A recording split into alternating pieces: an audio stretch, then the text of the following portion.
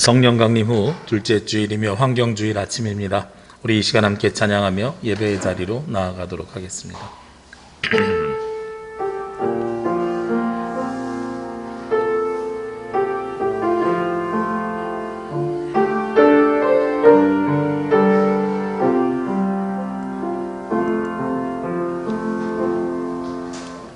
나는 하나님을 예배하는 예배자입니다.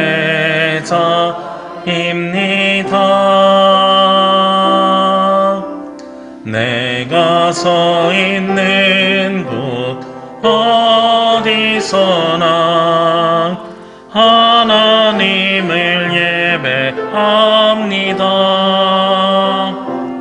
내 영혼 거룩한 은혜를 향하여 내 마음 완전한 하나님 향하여 이곳에서 바로 이 시간 하나님을 예배합니다. 내 영혼 거룩한 은혜를 향하여 내 마음 완전한 하나님 향하여 이곳에서 바로 이 시간 하나님을 예배합니다. 기도드립니다. 여호와께 감사하고 그의 이름을 불러 아뢰며 그가 하는 모든 일을 만민 중에 알게 할지어다. 그에게 노래하며 그를 찬양하며 그의 모든 기이한 일들을 말할지어다. 그의 거룩한 이름을 자랑하라. 여호와를 구하는 자들은 마음이 즐거울지로다.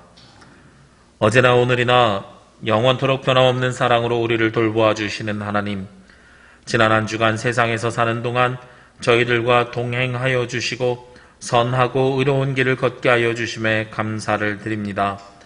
또한 오늘 거룩한 주일을 맞이하여 기쁨과 평안 중에 안식하며 하나님께 경배와 찬송을 올리게 하여 주시니 더욱 감사드립니다. 보혜사 성령님이시여 예배하는 성도들에게 감화와 감동을 주시어서 우리가 부르는 찬송은 하나님을 기쁘시게 하며 우리가 구하는 기도는 하늘 보좌에 상달되게 하시며 우리가 드리는 예배는 예물은 아벨의 제사처럼 하나님께 연락되게 하여 주옵소서. 이 시간 드리는 예배가 영과 진리로 드리는 예배가 되길 원하오며 이 모든 말씀 예수 그리스도의 이름으로 기도합니다.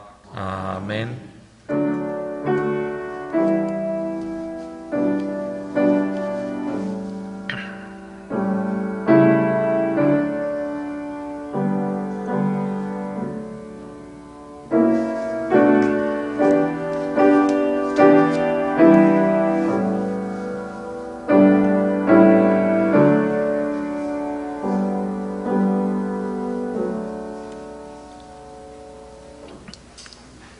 교독은 113번 자연과 환경입니다. 태초에 하나님이 천지를 창조하시니라.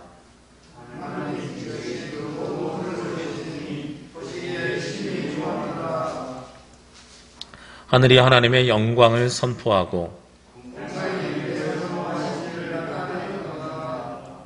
땅과 거기에 충만한 것과 세계와 그 가운데 사는 자들은 다 여호와의 것이로다.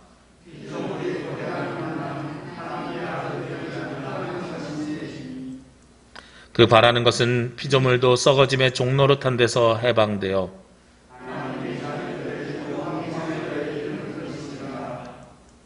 피조물들이 다 이제까지 함께 탄식하며 함께 고통을 겪고 있는 것을 우리가 아느니라.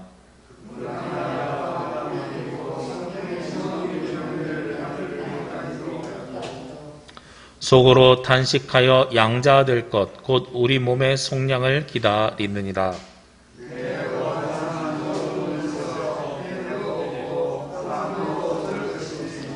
이는 물이 바다를 덮음같이 세상에 충만할 것임이니라. 아멘. 우리 이 시간에는 지난 한 주간 알고 지은 모르고 지은 모든 죄를 주님 앞에 자복하며 고백하는 자매의 기도를 드리도록 하겠습니다.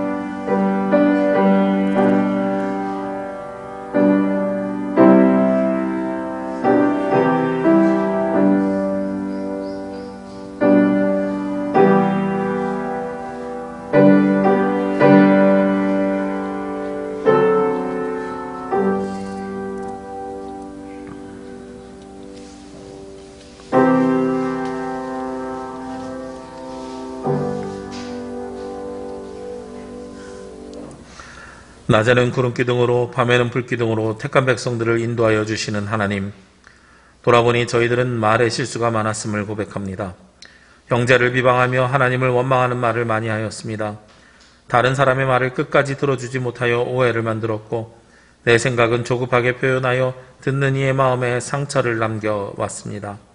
성내는 것이 하나님의 의를 이루지 못한다는 것을 잘 알면서도 우리의 언어에는 늘 분노와 섭섭함이 묻어나고 있었습니다. 오 하나님, 언어를 통해 드러난 우리의 죄를 용서하여 주옵소서. 우리의 입술에 파수꾼을 세워주셔서 이제부터는 저희들이 말에 실수가 없도록 우리의 삶을 인도하여 주옵소서. 그들이 듣고 혹시 각각 그 악한 길에서 돌아오리라. 그리하면 내가 그들의 악행으로 말미암아 그들에게 재앙을 내리려 하던 뜻을 돌이키리라. 나는 이 말씀에 의지하여 이 시간 우리가 구한 모든 죄가 예수 그리스도의 십자가의 보혈로 씻음받았음을 선언합니다.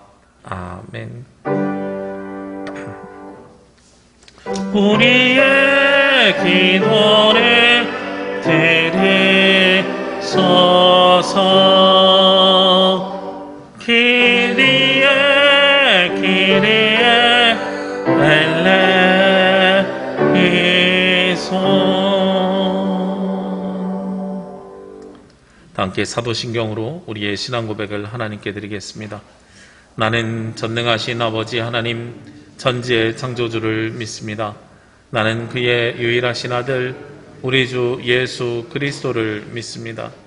그는 성령으로 잉태되어 동정녀 마리아에게서 나시고 본디오 빌라도에게 고난을 받아 십자가에 못 박혀 죽으시고 장사된 지 사흘 만에 죽은 자 가운데서 다시 살아나셨으며 하늘에 오르시어 전능하신 아버지 하나님 우편에 앉아 계시다가 거기로부터 살아있는 자와 죽은 자를 심판하러 오십니다.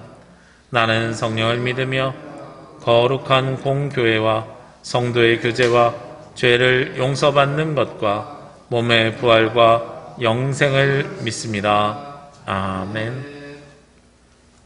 찬송 505장 찬송 드리겠습니다.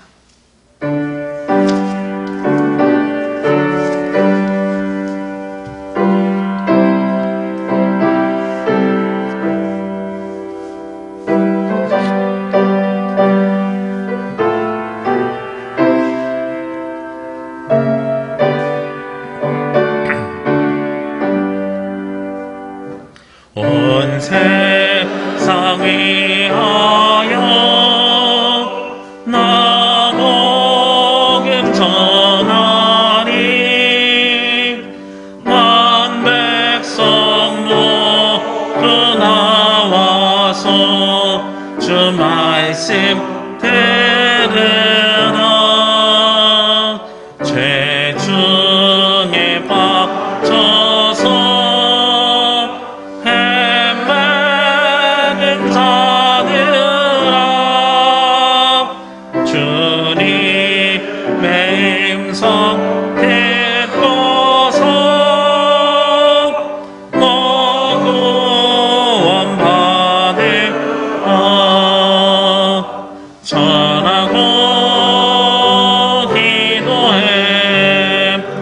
매일 증인되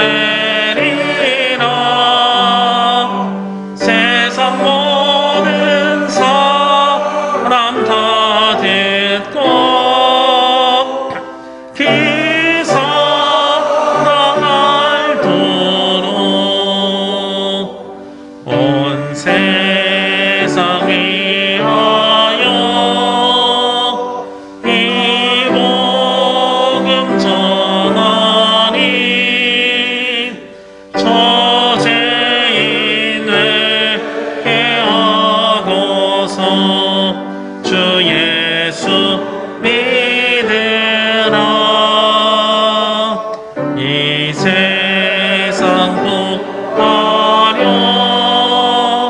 주 돌아가신 법 나 증거하지 않으면 내 사랑 모르니 전하고 기도해 매일 증인되리라 세상 모든 사람 다 듣고 그 살아가도록 온 세상 위하여 주의 임하니 주 예수의 이름 힘입어 이 복음 전하자 먼 곳에 나가서 전하지 못해도 마음 그곳에 있든지 늘 기도 힘쓰리 전하고 기도해 매일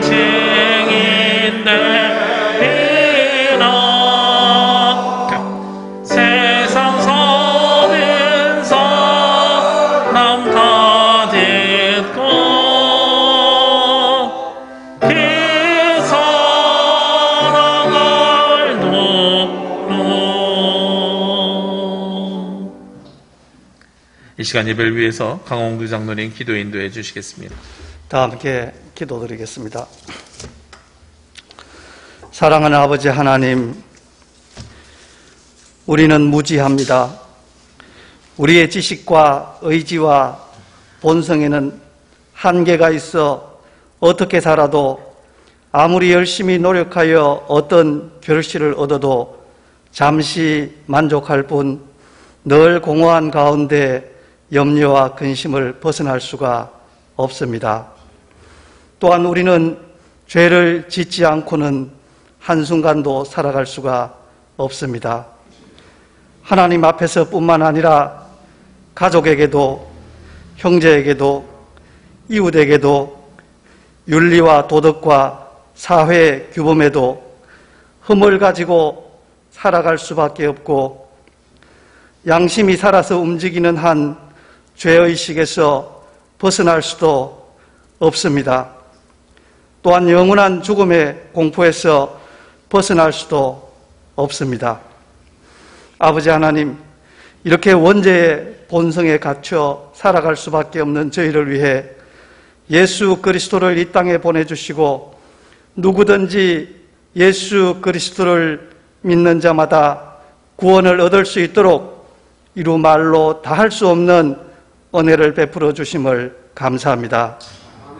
사랑하는 아버지 하나님, 이제 예수 그리스도 안에 있는 생명의 성령의 법을 알고 회개와 성령의 인도하심을 따르는 구원의 길을 알았으니 내 뜻대로가 아니라 주님의 뜻과 성령의 음성을 들으며 살게 하여 주시고 언제나 삶의 방향이 천성을 향하게 하여 주시기를 간절히 바라고 원합니다.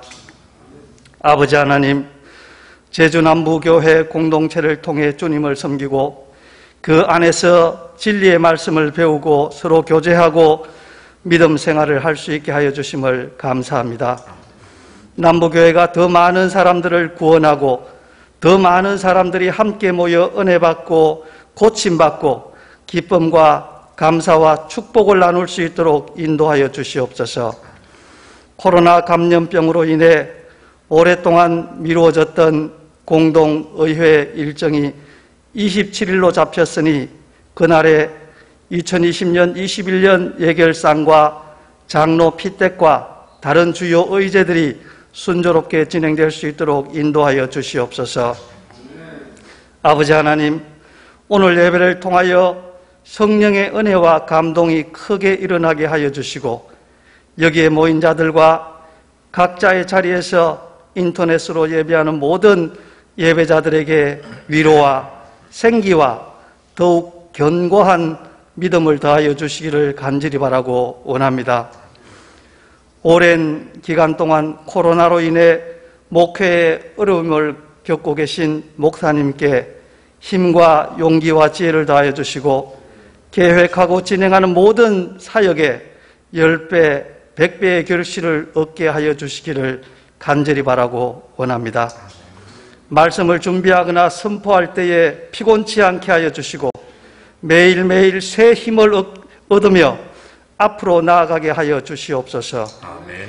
하루속히 마스크를 벗고 자유롭게 예배당에 모이고 큰 소리로 찬양하며 예배드리고 함께 식사를 나눌 수 있게 하여 주시기를 간절히 바라고 원하오며 우리를 구원하여 주시고 우리를 변화시켜 주시는 예수 그리스도 이름으로 기도드립니다.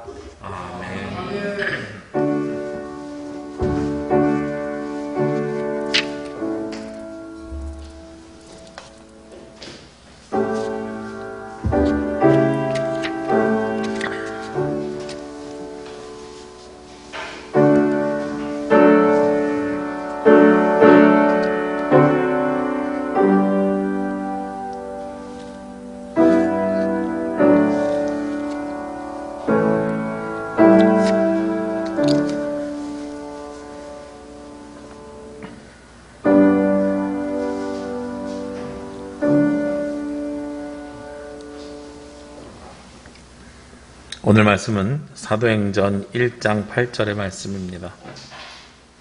사도행전 1장 8절 말씀 봉독하겠습니다. 오직 성령이 너희에게 임하시면 너희가 권능을 받고 예루살렘과 온 유대와 사마리아와 땅끝까지 이르러 내 증인이 되리라 하시니라. 아멘.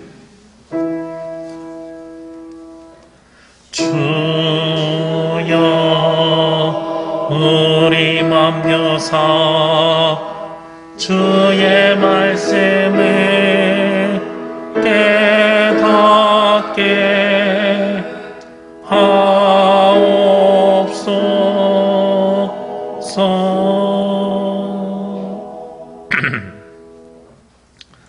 오늘도 이 자리에 나온 여러분들을 주의 이름으로 축복합니다. 그리고 각자의 자리에서 예배하는 모든 분들도 주의 이름으로 환영합니다. 우리 지난 월요일부터 코로나 단계가 2단계로 격상이 되었습니다. 그래서 우리 교회는 2단계 병역 지침에 따라서 본당에 16분 들어오실 수 있거든요. 그래서 2부 예배는 70세 이상 어르신들과 그리고 예배를 맡으신 분들, 그리고 다른 분들은 9시 예배와 온라인 예배를 통해서 예배를 드리고 있습니다. 코로나가 처음 시작될 때만 해도, 그리고 지난 3월달 첫 온라인 예배를 드릴 때만 해도 어색함들이 많이 있었어요. 이것이 맞는 것인가 틀린 것인가에 대한 생각도 있었고, 그리고 예배를 가야 돼 말아야 돼 하는 고민도 있었고, 가정에서 온라인으로 예배 드릴 때에도 이상한 마음이 들기도 하였고, 그런 모습들이 있습니다. 저도 그랬습니다. 말씀을 전하는 저도 아무도 없는 곳에서 말씀을 전할 때도 이거 참 희한하다, 이상하다 이런 생각들을 해보기도 하였습니다. 근데 시간이 지나면서 이런 것들이 적응이 됐지요. 적응이 되고, 그리고 거기에 대해서 우리가 이상함을 느끼지 못하는 것이 지금의 모습입니다. 우리가 어떤 때에 보면은 내가 지금 하고 있는 이 일이 맞는가 틀리는가 고민하고 갈등할 때들이 많이 있어요. 제가 가장 인상 깊게 기억이 남았던 것이 처음에 학교를 입학하고 방학할 때였습니다. 초등학교를 입학할 때 엄마 손잡고 학교에 들어갔어요. 그리고 매일 학교를 가기 시작하다가 여름방학이 딱 되었을 때에 아침에 눈을 떴는데 학교를 안 가도 되잖아요. 근데 이게 맞는 건가 틀린 건가 하는 것에 대한 고민과 갈등이 생기는 거예요. 그래서 학교 가는 시간에 문을 열고 창밖을 이렇게 내다봅니다. 친구들이 가면 얼른 가방 메고 나도 쫓아가야지. 내가 잘못 알면 나만 학교 안 가면 안 되지. 이런 생각을 했던 기억도 납니다. 우리가 세상을 살아가면서 그렇게 살아가는 거죠. 변화가 일어나고 이 변화에 우리의 몸을 적응시켜 가는데 그 변화가 익숙해지기 전까지는 걱정과 두려움과 근심이 동반되게 됩니다. 그리고 이것이 맞는지 틀리는지를 우리는 무엇을 통해서 확인하냐면 적응하고 그리고 우리의 삶을 경험하고 체험함을 통해서 증명하고 확인해가는 과정을 늘 겪게 되는 거죠. 예전에는 논문이라고 하면 이렇게 두꺼운 걸로 내고 학술적으로 어느 학자가 무슨 말을 했고 어느 학자가 무슨 말을 했고 어느 학자가 무슨 말을 해서 고로 나는 이렇다라는 이야기들을 많이 썼습니다. 물론 이공계 쪽은 좀 다르지만 저는 인문학 쪽이라서 그런 식의 논문을 많이 썼거든요. 그런데 요즘은 저희 쪽에서도 목회를 하는 이 신학 쪽에서도 논문을 어떻게 쓰냐면 설문지를 많이 돌려요. 그래서 설문지를 많이 돌려가지고 우리가 드리는 이 예배가 어떠한 감동이 우리 가운데 있는지를 항목을 만들고 그리고 그 경험한 것들을 토대로 해서 우리가 예배를 드리게 됩니다. 그리고 그걸 통해서 논문을 만들어내는 거죠. 그러니까 예전에는 어느 학자가 뭐라고 이야기했는지보다 이제는 뭐가 중요하게 됐냐면 우리가 무엇을 경험했는지가 증명하는데 훨씬 더 중요한 요소로 자리 잡게 되는 것 같습니다. 그것이 바로 지금 우리가 세상을 살아가는 방법과 모습 가운데 하나입니다. 여러분들이 세상을 살아가면서 이제는 무엇을 증명하면서 살아야 되냐면 그리스도인임을 증명하면서 살아가는 것이 예수님께서 우리에게 주신 말씀입니다. 오늘 성경 말씀에 보면 사도행전 1장 8절 오직 성령이 너희에게 임하시면 우리가 너무도 잘 아는 말씀이죠. 유명한 말씀입니다. 이 말씀은 어떻게 시작되었을까요? 그 앞에 있는 6절 말씀에 보면 그들이 모였을 때 여기서 그들은 예수님의 제자들이겠지요. 제자들이 모였을 때 예수님에게 여쭤봅니다.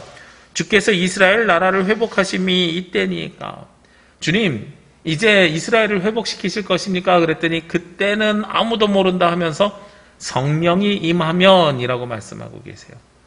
그러니까 우리가 성령이 우리 가운데 임재하게 되면 그때 비로소 우리에게 회복이 이루어지게 될 것이다 라는 거죠. 근데 여기서 고민거리가 하나 생겼어요. 이 성령이 눈에 보이지 않는단 말이죠. 우리 가운데 성령이 있는지 없는지를 어떻게 증명해 보이실 겁니까? 라는 질문을 할 수 있을 것 같아요. 여러분 가운데 성령이 함께 하시고 함께 하지 않는 것을 어떻게 알 수 있냐라는 겁니다. 우리는 지난 2주간을 통해서 성령 강림절 이후로 성령의 역할에 대해서 성령님은 누구신지에 대해서 말씀을 나누었습니다. 우리 주보에 보시면 나와 있는데 성령님은 첫 번째 어떤 분이세요? 보혜사 성령, 우리를 보호하시고 인도하시는 분입니다. 지난주에 나눴던 말씀 성령님은 어떤 분이십니까? 우리에게 생각나게 하고 맞는지 틀리는지를 분별하고 구별하고 결정하게 하시는 분이 성령님이시라는 거죠. 그렇기 때문에 우리 가운데 임재한 성령께서 함께 하시는가 함께 하지 않는가라는 것을 구별하는 것. 오늘 세 번째는 어떤 성령님에 대해서 말씀을 나눠요? 우리 안에 계시는 성령님에 대한 말씀을 나누는데 성령님이 우리 안에 계시다는데 그것을 우리가 어떻게 증명할 수 있지라는 물음에 빠지게 되는 거예요. 오늘 사도행전 1장 8절에 그 물음에 대한 해답이 있습니다. 성령이 우리 가운데 임하면 드러나는 특징들이 있다는 거죠. 먼저는 어떤 특징이 있을까요? 오직 성령이 임하시면 우리가 무엇이 생긴다 그랬어요? 너희가 권능을 받고 라고 말씀하고 있습니다. 성령의 임재를 받은 사람들은요, 가지고 있는 첫 번째 특징이 하나님께서 주시는 능력을 받는 겁니다. 저희 신학교 다닐 때는 이걸 농담처럼 기도원에서 장풍 쏜다 그러거든요. 기도원에서 치유의 은사를 받으면 기도원에서 막 이렇게 안수하면 치유함을 일어나고 이게 성령의 능력으로 우리가 알고 있었어요. 저도 신학교 입학할 때. 물론 그것도 성령의 능력이 맞습니다. 그런데 그것만이 성령의 능력이면 우리는 대부분 성령의 능력을 받지 않은 사람들이에요. 근데 성령께서 임재하셔서 우리가 받은 능력, 권능이라는 것을 우리는 달란트, 은사 이렇게 표현하는데 그 달란트, 은사 같은 것은 신비한 힘만을 이야기하는 것이 아니고요. 요즘 아이들이 이야기하는 초능력을 이야기하는 것이 아니고요. 우리가 하는 일들이 누구를 위해서 한다면 하나님을 위해서 쓰임받고 있다면 그것이 바로 성령의 임함을 통해서 우리에게 주신 능력, 권능, 은사라고 우리가 부를 수 있는 거예요. 여러분들이 하고 있는 많은 일들이 있으실 겁니다. 꼭 직장 생활만 하는 일이 아니고요. 가정에서 보여지는 일, 친구들 사이에서 보여지는 일, 이들 가운데서 여러분들이 잘하는 일들이 있으실 거라고요. 그 일들이 드러나고, 그리고 그 일들이 누구를 위해서 드러나냐면 하나님을 위해서 드러난다면 여러분들은 성령으로 인해서 권능을 받으신 분들이라는 거예요. 성경에서는 오직 성령이 너희에게 임하시면, 성령이 너희에게 임하시면 너희가 권능을 받고 라고 말씀할 때 증거를 어떻게 드러났냐면 사도행전 2장에 보면 마가의 다락방의 오순절에 예수님의 제자들이 모여있을 때 성령이 불의 혀같이 내려왔어요. 그리고 성령의 임재를 경험한 사람들에게 방언이 터졌는데 그때 터진 방언은요, 우리가 흔히 방언 기도할 때 하는 엘렐렐렐렐랄랄랄랄라 하는 방언이 아니에요. 어떤 방언이 터졌냐면 그때는 외국어의 방언이 터졌어요. 그 주변 나라의 말을 하기 시작했다는 거예요. 이게 굉장히 놀라운 일입니다. 어부를 무시하는 건 아닌데요. 당시 예수님 당시 2000년 전에 예수님의 제자들은 어부였고요. 세리였고요. 여러 직업을 갖고 있었는데 이 중에는 흔히 이야기하는 학자들은 없었습니다. 공부를 배우는 사람들은 없었고 몸으로 일하는 분들만 계셨거든요. 글씨를 쓰는 것을 배울 기회가 없었습니다. 학교라는 것이 2000년 전에 없었으니까요. 그랬던 사람들이 외국어를 배워서 외국어를 이야기하기 시작합니다. 요즘 우리말을 이야기하면 중국어를 하고 영어를 하고 일본어를 하고 독일어를 하고 프랑스어를 하는 거예요. 이것이 방언이라고 성경에서 기록되어 있는 겁니다. 왜 그 방언을 주셨을까요? 이유는 하나죠. 복음을 전해야 되는데 외국어를 배울 시간이 없어요. 그러니까 성령께서 그 시간을 능력을 통해서 권능을 주셔서 단축시켜 주신 겁니다. 그러니까 우리가 하나님의 말씀을 전하기 위해서 무엇인가를 해야 되는데 시간이 없어요? 그러면 권능을 우리에게 주시는 거예요. 그게 하나님께서 주시는 능력입니다. 여러분들이 가지고 있는 일들 중에 달란트라고 하는 것, 잘하는 일들 있잖아요. 이것을 하나님을 위해서 사용하시면 그것이 바로 하나님께서 주신 권능이 되는 겁니다. 어떤 사람들은요, 피아노를 배우는데 1년이 넘게 걸립니다. 어떤 사람들은요, 물론 이제 평생 치는 분들도 계시지만, 피아노 어디까지, 체르니 어디까지 들어가는데 1년이 걸리는 분도 있고, 몇 개월 만에 하시는 분도 있고, 1년이 넘어도 못하는 사람들도 있어요. 우리가 그런 걸 보고, 아, 쟤는 타고났네, 쟤는 거기에 소질이 없네, 이렇게 이야기를 하기도 합니다. 소질이 있는 사람도 있고, 소질이 없는 사람도 있어요. 모든 분야를 잘하는 사람들은 없습니다. 그건 당연한 일이에요. 그런데 내가 잘하는 그 분야를 가지고 하나님 앞에 영광 돌린다? 그러면 그것이 그때부터 권능이 되는 겁니다. 성령의 임함을 통해서 인정받게 되는 거예요. 하나님께서 주시는 은혜입니다. 20년 전에요. 2000년도에 제가 그 전임 사역 처음 시작할 때 영상 미디어 사역을, 전담 사역을 시작을 했는데 그때 목사님들이 다 그랬습니다. 목회자가 그거 배워서 뭐해? 목회자가 그거 잘해서 뭐해? 20년 전에 있었던 일입니다. 근데 성령이 저에게 권능을 주신 거를 요즘 깨달았어요. 요즘 같은 세상에 온라인 예배를 병행할 수 있다는 것은 하나님께서 저에게 주신 능력입니다. 복음을 전하기 위한 능력이에요. 성령께서 저와 함께 하시기 때문에 하나님께서 이런 일들을 저에게 예비시켰다고 저는 고백합니다. 모든 이에게 똑같은 권능을 주시지 않고 똑같은 능력을 주시지 않습니다만 우리에게 주신 일들이 하나님을 위해서 사용된다면 그것은 성령이 우리 가운데 임하고 계신다는 증거입니다. 그래서 우리가 성령이 함께 하신다는 것을 무엇으로 증명한다고요? 내가 지금 하고 있는 일이 누구를 위해서요? 하나님을 위해서 쓰임받고 있다면 그 일은 바로 하나님께서 성령을 통해서 우리에게 말씀하고 계신다 하는 것을 증명하는 거죠. 저는 청년들이랑 이야기할 때 항상 그런 이야기들을 합니다. 성경 공부를 하든 아니면 따로 만나는 일이 있든 제일 먼저 물어보는 질문이 있어요. 너 뭐 하고 싶은데? 라는 질문이에요. 이게 좀 애매한 질문이거든요. 뭐 하고 싶은데? 라는 질문은 그럼 딱 들으면 직업을 이야기하는 건가? 아니면 교회에서 하는 사역을 이야기하는 건가? 봉사를 이야기하는 건가? 여러 갈래로 이제 청년들이 고민합니다. 근데 대부분 그런 질문을 할 때는 청소년들이나 대학생들이나 진로를 결정하지 못한 친구들에게 제가 그런 질문들을 하거든요. 그럼 그 친구들이 뭐라고 보통 대답하냐면 아직 좋아하는 것을 못 찾아서요 라고 대답을 해요. 뭐 하고 싶은데 그러면 좋아하는 일을 못 찾아서요. 이 질문 속에 여러 가지 대답이 있습니다. 어떤 대답이 있냐면 요즘은 부모님들이 그래도 옛날처럼 스카이, 서울대, 연고대, 인류 이런 것들을 원하는 것이 아니라 어디를 가도 네가 좋아하는 일을 하면 돼 이런 식으로 이야기를 하니까 좋아하는 일이 자기에게 직업이 되는 것이 당연하다고 생각을 하는 거예요. 그래서 좋아하는 일을 못 찾아서요 라고 대답할 땐 제가 거기에다가 동시에 다시 질문을 합니다. 좋아하는 일이 꼭 직업이 될 필요는 없어.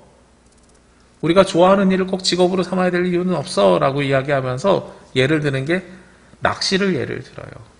저는 낚시에서 물고기를 한 번도 잡아본 적이 없어서 낚시가 저에게는 되게 재미없는 건데 낚시를 잘하는 사람은 되게 재미있나 봐요. 시간 가는 줄 모른대요. 그래서 낚시가 되게 재미있는 사람이 있어. 근데 그 사람이 낚시가 재미있다고 해서 청소년 시절에 아빠 따라서 가서 낚시해봤더니 너무 재미있네. 그래서 해양대학교를 가서 원형어선을 타고 참치잡이를 해요. 재미있을까? 재미있을 수도 있지만 그것이 내 낚시하는 재미하고는 다를 수도 있다는 거예요. 재미가 있다고 해서 내가 그것을 직업으로 삼으면 어부가 돼가지고 가족을 먹여 살려야 되는 책임감이 생기면 오늘 물고기를 잡으면 속상해서 들어가고 그 부담감이 생기고 그때부터 그것이 재미가 아니라 일로 변화되는 거죠. 그래서 제가 청년들에게 하는 이야기가 있어요. 좋아하는 일이 꼭 직업이 될 이유는 없고 잘하는 일을 직업으로 삼고 잘하는 일로 돈 잘 벌어서 시간 만들어서 낚시하러 가서 좋아하는 일을 하면 얼마나 그것이 좋아. 좋아하는 일에서 돈을 못 벌 수도 있고 삶이 어려울 수도 있고 그것 때문에 고민하면서 내 인생이 힘들어질 수도 있고 여러 가지들이 있는데 좋아하는 일과 잘하는 일이 합쳐져 있고 그것이 직업이 되면 가장 좋겠지요. 그러나 모든 사람이 그렇지 않단 말입니다. 잘하는 일을 해서 좋아하는 일로 변화시키면 되는 거예요. 하나님께서 여러분에게 권능을 주신 것도 마찬가지입니다. 잘하는 일 있잖아요. 그것이 세상적인 일이라고 낙심하거나 낙담할 일이 없다는 겁니다. 여러분들이 세상에서 잘하는 일이요? 그럼 세상에서 그 일 가지고 잘 사용하십시오. 그래서 세상에 이바지를 하셔야 되는 거예요. 세상에만 이바지 하시는 것이 아니라 물질적인 풍요를 가져와서 교회에다가 헌금을 잘 하시면 그것도 또 다른 은사입니다. 성령께서 주신 권능입니다. 꼭 헌금뿐만 아니라 그것을 통해서 내가 시간적인 여유를 가져서 주님을 위해서 봉사를 하면 그것도 또 다른 권능입니다. 성령의 권능을 받는다는 것이 굉장히 단편적인 게 아니라 하나님께서 우리가 세상 속에서 잘하는 일을 통해서 하나님 앞에 영광 올려드릴 수 있는 일을 찾게 하는 거예요. 그리고 그러한 삶을 살아간다면 누가 임재해요? 성령께서 우리 가운데 살고 있다는 것을 증명하는 삶이 되는 거죠. 그리고 또 다른 모습이 있습니다. 권능을 받고 그 다음에 뭐가 나오죠? 오늘 사도행전 1장 8절에 보면 예루살렘과 온 유대와 사마리아와 땅끝까지 이르라고 말씀하고 있어요. 권능을 받은 사람, 성령이 있는 사람은요, 교회 안에 갇혀 있는 사람이 아닙니다. 세상을 향해서 나아가는 사람들이 성령이 함께하는 사람들입니다. 작년에 1년을 지내면서 코로나로 인해서 어려울 때 교회가 많은 비판을 받았습니다. 교회가 많은 비판을 받았었던 이유 중에 하나가 교회가 집단 감염원의 주축이 되었기 때문에 그랬어요. 그랬다가 좀 괜찮아졌는데 8월 15일을 지나면서 우리 정광훈 씨가 집회한다 그래가지고 그로 인해서 또 교회에 많이 퍼져서 또 교회가 또 비판을 받았습니다. 그래서 저 정광훈 씨를 비롯한 극우 기독교, 극우 보수 기독교가 많은 비판을 받았는데 물론 세상 사람들은 그들이 보수 기독교인지 진보 기독교인지 아니면 보통의 기독교인지 구별하지 않죠. 무조건 기독교를 싫어하죠. 그래서 저도 저 사람들 때문에 복음이 전하여지지 않고 저 사람들 때문에 너무 힘들다라고 생각을 했었거든요. 그래서 세상 사람들이 정광훈 씨를 싫어하는 줄로 알았어요. 근데 요즘 드는 생각은 정광훈 씨가 아니라 정광훈 씨로 대표되는 기독교인들을 싫어하는데 얼마 전에 나온 통계를 보니까 작년보다 올해가 기독교인이 12%나 감소했다 그래요. 1년 사이에. 엄청나게 많이 감소한 건데 그 이유가 어디에 있을까를 생각해 보니까 기독교의 배타성, 아니요. 그거보다 더한 것이 있죠.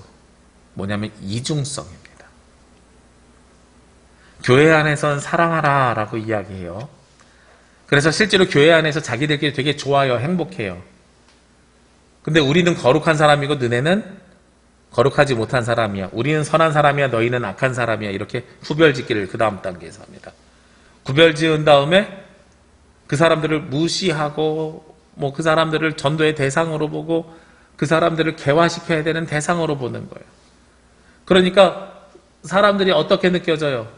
사랑하라고 해놓고 왜 우리를 무시해? 모든 사람들을 품는다 그래놓고 왜 우리를 밀어내? 이렇게 이야기하는 거예요. 우리의 삶 속에서 보여지는 것이 배타성으로 보여져요. 왜 그러겠어요? 교회 안의 기독교인들이라 그렇습니다. 예루살렘과 온 유대와 사마리아와 땅끝까지 이르라 그랬어요. 세상 속으로 나아가라 그랬습니다. 세상 속에서 살아가는 그리스도인들이 아니라 교회 안에서만 그리스도인으로 살아가기 때문에 그 이중성을 세상 사람들은 비판하고 싫어하는 거예요. 우리가 성령의 임재함을 진정으로 받았다 그러면 우리의 삶의 자리는 어디입니까? 우리가 예배하는 자리는 어디입니까? 우리가 그리스도인으로 살아가야 되는 자리는 어디입니까? 이 예배당 아니요? 아니요. 이 예배당에서 시작되어서 예루살렘에서 시작되어서 유대와 사마리아와 땅끝까지 가는 것처럼 이 예배당에서 시작되어서 세상으로 나아가야 되는 거예요. 세상으로 나아가지 않으면 우리 안에 성령이 우리 안에 거한다고 우리가 이야기할 수 없는 겁니다. 여러분들 가운데 성령이 임재했고 성령이 여러분 가운데 거한다 그러면 세상으로 나아가십시오. 여러분들이 서 있는 그 자리는 교회 말고 다른 모든 것을 이야기합니다. 가정도 있고요. 직장도 있고요. 친한 사람들과 만나는 친목 모임도 있고요. 하다못해 우리가 물건을 사러 가는 그 자리도 복음을 전해야 되는 자리이고 세상으로 나아가는 자리입니다. 제가 예전에는요, 신학교 처음 들어가서 그 성경학교 준비하고 이럴 때, 교회니까 깎아주세요. 교회니까 단체로 살 때 좀 저기 해주세요. 이런 얘기를 잘 했었거든요. 근데 어느 날 제가 바뀌었어요. 교회니까 받을 만큼 받으세요. 왜 교회라는 이름으로 영업하시는 분에게 피해를 줘야 되는지 이 생각이 드는 거예요. 물론 성도들이 내신 헌금이 되게 아깝죠. 귀하게 써야 됩니다. 그래서 아껴서 쓰는 것은 우리만의 기독교인들의 생각입니다. 우리가 제값을 주고 물건을 사는 것도 선교의 또 다른 모습이라고 생각해 보시자고요. 생각이 바뀌는 거예요. 그렇구나. 성도님들이 낸 하나님 앞에 드린 예물을 아껴서 사용하는 것 당연하죠. 아껴서 사용해야 되지만 세상 사람들에게 제값을 주고 사는 것은 선교의 또 다른 모습이구나. 그래서 저는 그 다음부터는 교회 이름으로 주문할 때는요, 절대로 깎아달라는 말을 안 해요. 그래야 저 그리스도인들 자기들만 아는 깍쟁이 이런 소리 안 듣잖아요. 우리가 세상으로 나아가는 아주 작은 방법이에요. 그리스도인의 입장에서 생각하는 게 아니라 세상 사람들의 입장에서 생각해 보시자고요. 그 범위를 점점 넓혀가 보시자고요. 예루살렘과 유대와 사마리아와 땅끝까지 이르러 증인되리라. 이 말씀을 보면은 우리나라하고 굉장히 맞아요. 예루살렘이요, 이스라엘의 수도입니다. 요즘으로 이야기하면 서울이죠. 지금 제주로 이야기하니까 제주시겠지요. 유대라고 이야기하면은요.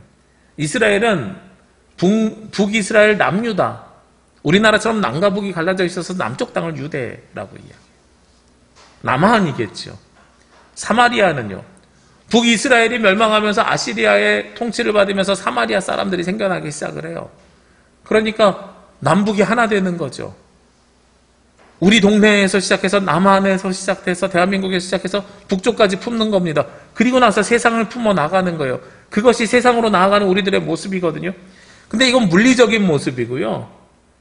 영적인 관계는 내가 예수 그리스도를 고백하는 예루살렘 성전과 같은 교회 안에서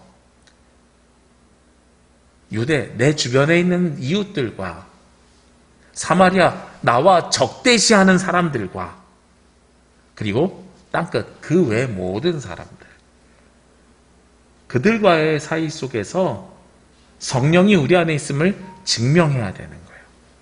그들 사이에서 그리스도인임을 증명하면서 살아가는 겁니다. 그래서 성령이 임한 사람들의 특징이 뭐라고요? 하나님의 능력이 나타나는 거예요. 내가 하는 일들이 하나님을 위해서 사용한다면 성령이 우리 가운데 있다는 말씀입니다. 두 번째는 우리가 서 있는 그곳에서 교회 안에 있는 것이 아니라 세상을 향해서 나아가는 사람들, 그들이 성령이 살아서 역사하고 움직이는 사람들의 특징입니다. 그럼 성령이 살아서 역사하는 사람들의 마지막 특징은 무엇입니까? 오늘 성경 사도행전 1장 8절에 맨 마지막에 뭐라고 말씀하고 있어요? 땅끝까지 이르러 증인이 되는데 누구의 증인이 돼요? 내 증인, 예수 그리스도의 증인이 되리라 하고 말씀하고 있어요. 이들은 누구에게 주셨단 말씀이에요? 예수님을 경험한 사람들에게 주신 말씀입니다. 예수님의 제자들하고 주고받는 대화 속에서 나왔잖아요. 너희들이 정말 나와 함께 먹고 자고 살았고 내 이야기를 들은 사람들이면 너희들이 그 경험을 증언해라. 증언하는 사람이 증인이거든요. 증언은 뭘 하는 것이 증언이에요? 본대로 말하는 것이 증언이라고요.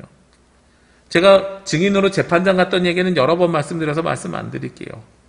본 사실 그대로 말씀드리는 것이 증인의 삶입니다.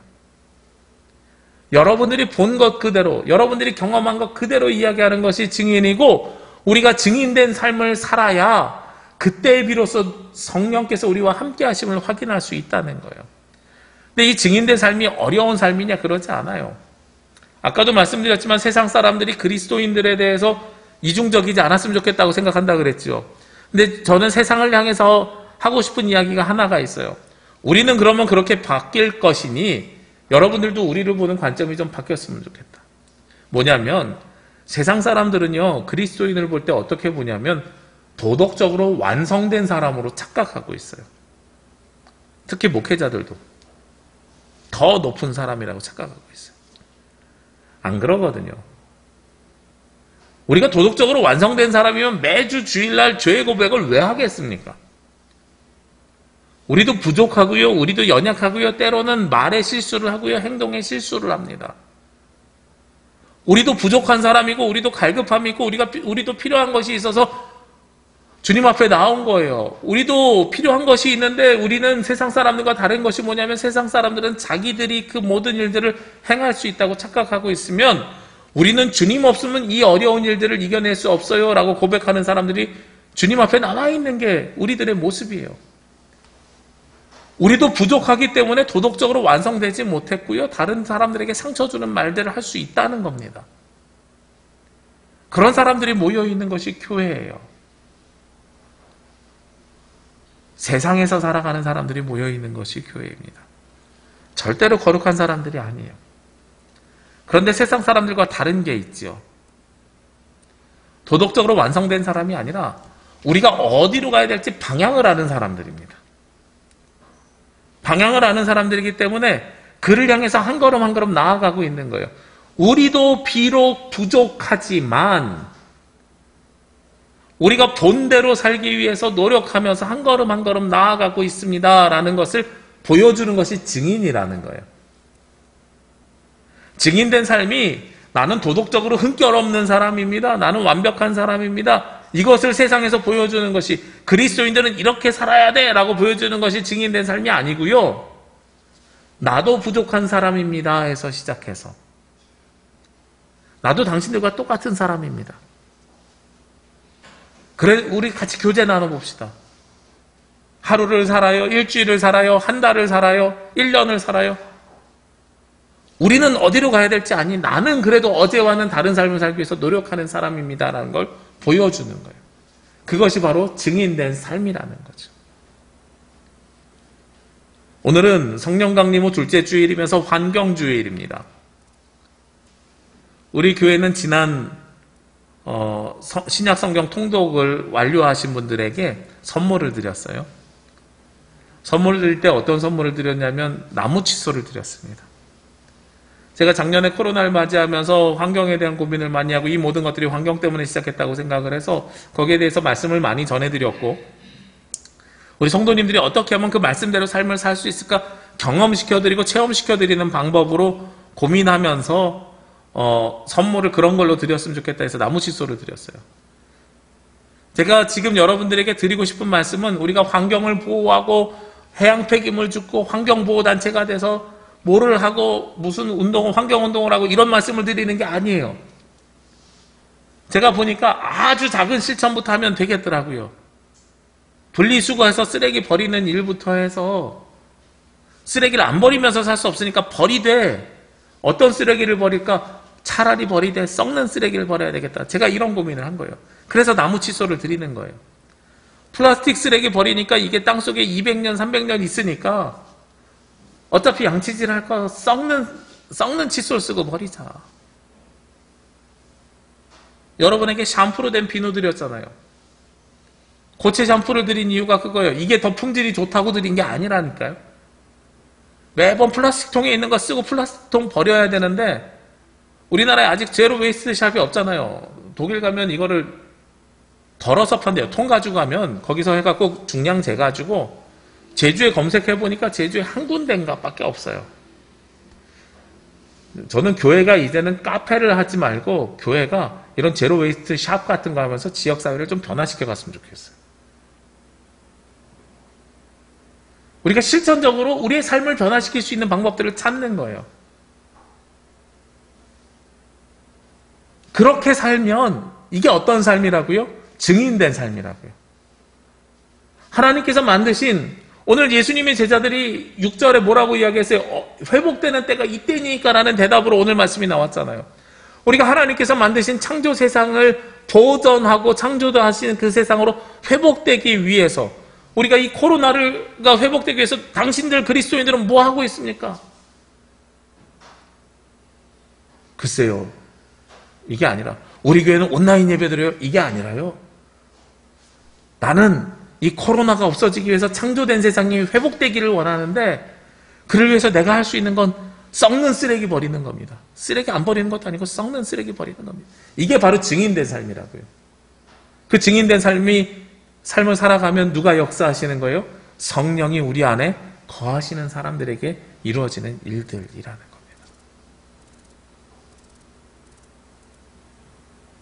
우리가 이 땅에서 살아갈 때 막 복음을 전하는 것, 증인된 삶, 거창한 삶을 생각하지 마십시오. 해외 가가지고 막 선교하고 이런 것만이 증인된 삶이 아닙니다. 성령이 우리 가운데 있으면은요, 하나님께서 주신 능력을 하나님을 위해서 사용하는 것이 성령의 임재가 있는 사람입니다. 교회 안에 그리스도인이 아니라 세상을 향해서 나가는 사람들이 성령이 우리 가운데 있는 사람들입니다. 우리가 부족함을 인정하고 우리의 삶 속에서 우리가 변화시킬 수 있는 한 가지를 변화시켜가는 삶, 그것이 바로 성령께서 우리 가운데 함께하는 증인된 사람들의 모습입니다. 우리가 이 땅에서 살아가면서요, 어려운 일, 힘든 일이 아니라 할 수 있는 일을 하시자고요. 성령께서 우리에게 알려주실 겁니다. 성령께서 우리에게 분별하게 하실 겁니다. 그리고 성령께서 우리에게 주신 능력을 찾으십시오. 그 능력을 가지고 세상에 나가서 증인으로 그 삶을 살아가십시오. 그러면 성령님께서 저와 여러분 위에 늘 함께 하시며 보호하시며 인도하시는 역사가 함께 하실 줄로 믿습니다. 함께 기도드리겠습니다.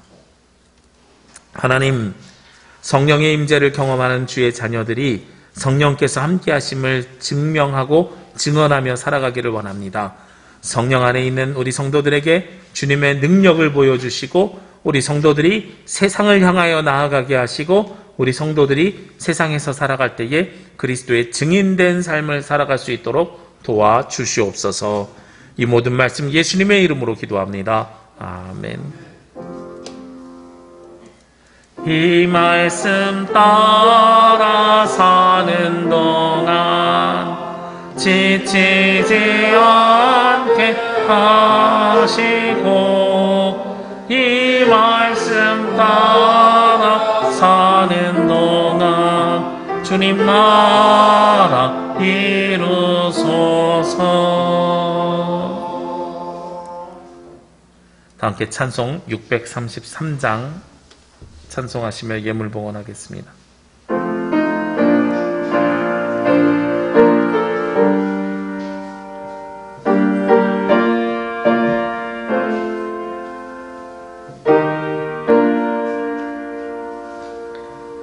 나의 하나님 받으소서. 주께 드리는 이 예물을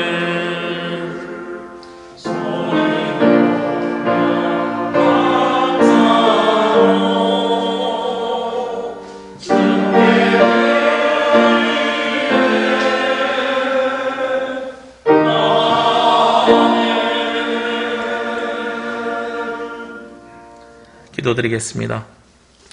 오늘도 우리와 함께 하시는 주님, 우리에게 생명을 주시고 말씀을 주시고 우리에게 성령을 허락하여 주심에 감사를 드립니다. 주님께서 주신 말씀을 기억하며 성령의 임재를 받아 그리스도의 증인된 삶을 살아갈 수 있도록 도와주시옵소서. 이 시간 주님 앞에 나온 주의 자녀들이 주를 사모하며 예배하며 정성과 예물을 드립니다. 열의 하나를 거룩하게 구별하여 드리는 예물과 감사의 제목과 약속이 있는 예물, 그리고 복음 선포를 위한 예물을 올려드립니다. 바치는 손길들과 늘 함께하여 주셔서 세상을 살아가는 동안에 물질로 인하여 눈물 짓지 않게 하여 주옵시고 주님의 평화와 평안을 누리는 하나님 나라의 자녀들 되게 하여 주옵소서. 이번 한 주간도 세상에서 살아가면서 성령의 임재를 경험하게 하시고 주님께서 주시는 권능을 받게 하여 주시고 우리가 살아가는 그곳에서 증인된 삶을 살기를 원합니다. 하나님, 성령께서 끊임없이 우리 가운데 역사하시고 말씀하시고 인도하여 주셔서 성령께서 함께 하시는 삶으로 기뻐하며 감사하는 자녀들 되게 하여 주옵소서. 오늘도 하나님 나라의 백성으로 그 삶을 누리며 살아가기를 원하오며 이 모든 말씀 예수 그리스도의 이름으로 기도합니다. 아멘. 주님의 평화와 위로가 창조된 세상 곳곳에서 예배하는 모든 가정과 성도들 위해 함께 하시기를 기도합니다. 네, 오늘은 성령 강림 후 2번째 주일이고 환경주일입니다. 우리 창조된 세상을 기억하면서 성령의 인도하심에 따라서 살아가는 저와 여러분이 되시기를 기도합니다. 우리 구약 통독을 이제 다음 주 월요일부터, 내일 말고 다음 주 월요일부터 시작하려고 합니다. 그런데 이제 구약이 굉장히 길어요. 신약은 30일에 끝났는데 분량이 많아서 좀 이렇게 쪼개서 진행하려고 하거든요. 먼저는 욥시편 잠언 앞에 있는 역사서, 창세기로부터 에스라 느헤미야까지를 역사서라고 하는데 역사서 말씀 통독을 7주간 진행하도록 하겠습니다. 주일을 빼고 6일로 하니까 7주가 나오더라고요. 그렇게 먼저 한 텀을 끝내고 그 다음에는 예언서, 이사야, 예레미야부터 해서 말라기까지 예언서 말씀 통독을 진행하도록 하겠습니다. 그래서 우리 한 주 동안 우리 기도하면서 준비해 주시고요. 다음 주 주일에 제가 안내를 드리고 시작하도록 하겠습니다. 방법은 지난번과 비슷하게 저작권이 있어서 밴드를 통해서 공개할 수밖에 없어서요. 음성 파일을 들으면서 읽는 방법, 그리고 각자 읽기표에 따라서 읽는 방법. 우리 어르신들은 접속하기 어려운 분들은 읽기표를 드릴 건데 그 읽기표에 맞춰서 읽으시면 되겠습니다. 그래서 우리가 성도님들이 같이 한 마음으로 말씀을 읽어가는 시간이 되시기를 원합니다. 네, 우리 27일 날은 공동의회를 예정하고 있습니다. 우리가 지난 연말에 해야 되는 예결산 공동회의를 아직 진행하지 못하였기 때문에 상반기가 끝나기 전에 27일 날 2020년 결산과 21년 예산을 위한 것을 일단 진행을 하려고 하고요. 그리고 두 번째로는 우리 교회에 우리 장로님이 원래 세 분이셨다가 김만희 장로님 그리고 백복현 장로님 은퇴하신 뒤에 아직 새로운 일꾼을 세우지 못했습니다. 그래서 장로님을 피택하는 건으로 우리가 함께 하려고 합니다. 우리 성도님들 많이 기도해 주시고요. 우리 유상근 장로님께서 지혜를 좋은 말씀을 해주셔서 시간을 10시로 정했습니다. 우리 성도님들 기억해 주시기를 바랍니다. 우리가 방역법에 따르면 예배는 20%이지만 그 중요한 결의사항이나 아니면은 임원의 선출 같은 모임이 있을 때는 100명 이하로 모일 수 있거든요. 근데 이제 예배당 안에는 거리두기가 요청이 되어서 1부와 1층과 2층으로 함께 모여야 되는 번거로움이 있지만 그래도 모일 수 있습니다. 그래서 가능하면 많은 분들이 함께 참석하시기를 원하는 마음으로 10시로 시간을 만들었습니다. 우리 일부 예배에 오시는 분들은 9시까지 오셔서 예배 후에 공동회에 참석해 주시면 좋겠고요. 그리고 우리 10시 반에 지금 진행하고 있는 2부 예배에 오시는 분들은 30분 이날은 당겨서 오셔서 공동회를 먼저 참석하시고 그리고 나서 예배를 드리시면 되겠습니다. 그러면 저희가 예배 인원에는 큰 변동이 없으면서 중요한 일들을 처리할 수 있을 것 같습니다. 우리 함께 도움 주시고 기도해 주시길 부탁드리고요. 다른 것보다 우리 장로 피택하는 것에 대해서는 교회의 지도자를 세우는 일이니까 우리 20여일 남았습니다. 꼭 기도 가운데 하나님의 말씀에 하나님의 뜻에 합당한 분들이 세워지기를 기도해 주시기를 부탁드립니다. 창립기념주일이 7월 첫 주에 있습니다. 7월 첫 주에 창립기념주일에 우리 지난 1월 달에 했어야 되는데 그때는 온라인 예배여서 못한 우리 최춘희 권사님 권사 은퇴 예배를 창립기념주일에 함께 드리고요. 그리고 우리 성도님들에게는 우리 지난 부활절에 행복 찬양했던 것처럼 창립기념주일이라 우리가 교회입니다 라는 찬양을 함께 부르려고 합니다. 그래서 우리 교회 입구에 악보가 있어요. 그리고 악보가 그냥 한 페이지짜리가 있고 주보 밑에 있는 악보는 4부로 되어 있는 악보입니다. 한 5부만 제가 일단은 뽑아놨는데 남으면 아까우니까 일단 그렇게 해서 오늘 오후에 교회 카페와 밴드를 통해서 참여하는 방법을 알려드리도록 하겠습니다. 우리 성도님들 이제 좀 익숙해지셨을 거예요. 여러 번 찬양에 참여하셨으니까 함께 우리가 교회입니다라는 찬양 함께 부르시면서 우리가 창립기념주일을 준비하고 그리고 다음 주부터는 우리가 어떤 교회가 되어야 되는지 말씀이 전하여질 건데 우리 찬양의 가사를 읊조리면서 우리가 꿈꾸는 교회를 한번 하나님께서 세워주시는 교회를 한번 같이 기대하면서 찬양에 참여해 주시기를 부탁드립니다. 찬양은 공동회가 있는 27일 주일날 저녁까지 받도록 하겠습니다. 사회적 거리두기 2단계가 적용 중에 있습니다. 우리 감사하게도 방역수칙을 잘 지켜주시고 오늘도 예배당에 딱 우리가 정해진 숫자만큼 오늘 와주셔서 너무 감사하고요. 우리가 함께 모이지 못하더라도 어느 곳에서든 예배를 열심히 드려주시길 원하고 그리고 거리두기를 잘 지켜주시길 원합니다.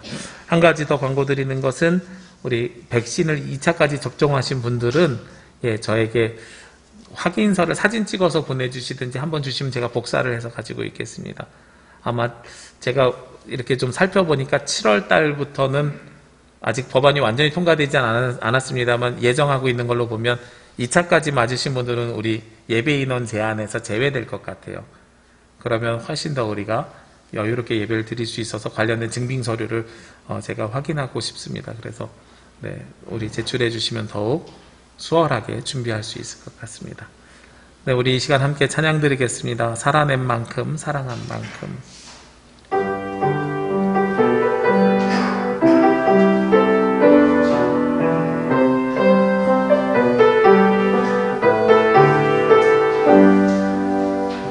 예수를 만난 자 새로이 눈뜨고 예수를 아는 자 그 말씀 들으니 예수를 따르는 자 어느 곳에 있어도 주의 은혜를 담대히 선포하리라.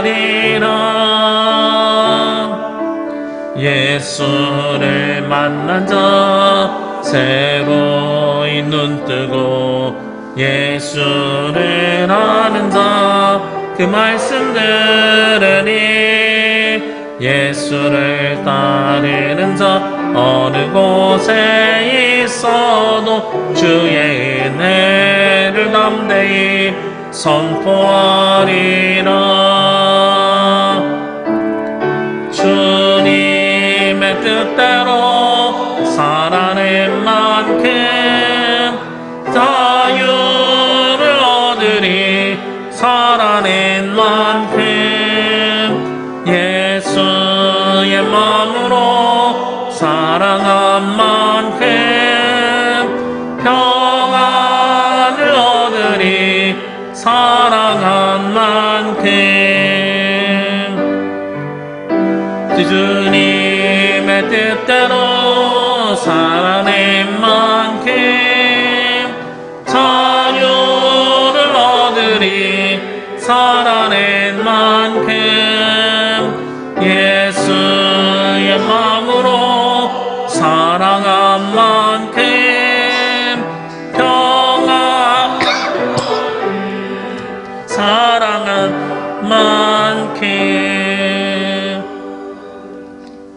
이제는 우리에게 말씀을 통해 그 삶을 보여주신 예수 그리스도의 은혜와 우리에게 모든 것을 주시기 위해 이 땅을 창조하신 하나님 아버지의 크신 사랑하심과 우리 안에 거하시어 우리에게 권능을 주시는 보혜사 성령님의 역사하심이 이번 한 주간 세상을 살아가며 우리가 서 있는 그곳에서 예수 그리스도의 증인된 삶을 살아가기를 원하는 제주남북교회 모든 성도들 머리 위에와 이 시간 각자의 자리에서 하나님을 예배하는 모든 가정 위에 지금부터 영원까지 함께 하시기를 간절히 축원하옵나이다.